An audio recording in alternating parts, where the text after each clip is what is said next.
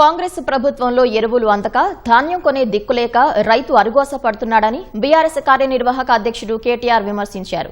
కేసీఆర్ హయాంలో అన్నదాతకు అండగా ప్రతి గింజ కొన్నామని గుర్తు చేసిన కేటీఆర్ రేవంత్ సర్కార్ మాత్రం అందుకు భిన్నంగా వ్యవహరిస్తోందని మండిపడ్డారు. 16 మంది ఎంపీలున్నా కర్షకుల ఆవేదన ఢిల్లీ పెద్దలకు వినిపించకపోవడం శోచనీయమని పేర్కొన్నారు. వడ్లు, కందులు, జొన్న, మొక్కజొన్న కొనేదాకా కాంగ్రెస్ ప్రభుత్వంపై ఒత్తిడి పెంచుతామని కేటీఆర్ స్పష్టం చేశారు. ఉమ్మడి ఆదిలాబాద్ జిల్లా పర్యటనలో భాగంగా ఎస్ఐఆర్ పై బోర్డు నియోజకవర్గ పరిధిలోని పార్టీ కార్యకర్తలకు అవగాహన కల్పించారు. కేసీఆర్ ఉన్నప్పుడు ఇటువంటి యూరియా సమస్య ఉండేనా? అదేదో యాప్ తెచ్చిండ్రు. యాప్ షాపులనే లేకపోయా యూరియా. యాప్లో అడికెళ్ళి వస్తుంది. కుతీలు లేదు, బార్దాన్ లేదు, సంచులు కూడా లేవు. 3 సార్లు రైతు బంధు ఎగ్గొట్టిన ఏమనాలే?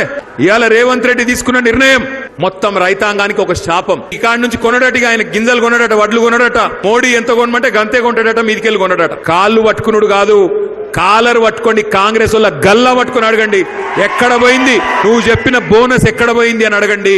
కొనుగోలు కేంద్రాలు ఎక్కడ పోయినాయి అని అడగండి. 16 మంది ఎంపీలను నేను అంటా ఉన్నా.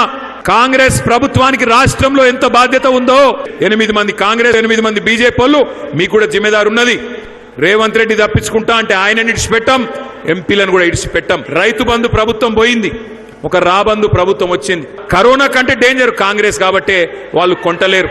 రైతును రాజు చేసే కేసీఆర్ నాయకత్వం మళ్ళా రావాలంటే మనం గట్టిగా నిలబడాలి.